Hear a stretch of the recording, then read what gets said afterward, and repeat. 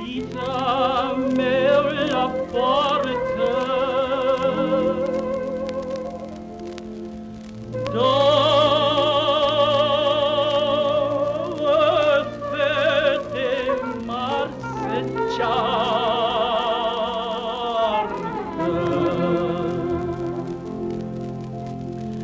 Una-i hâdă, dar bogată,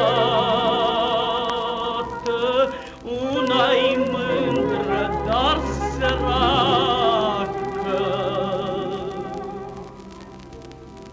Avogata și-am zicea: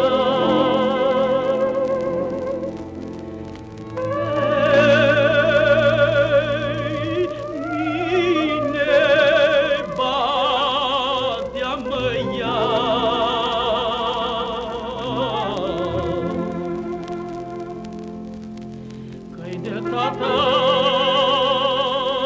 șapte foi și-o turmă mare voi.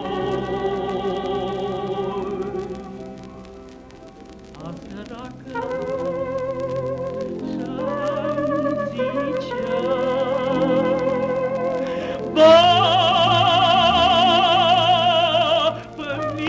batea-mă ea.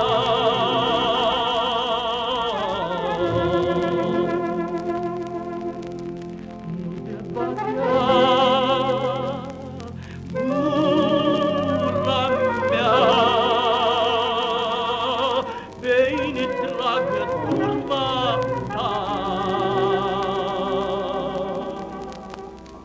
Nu de batea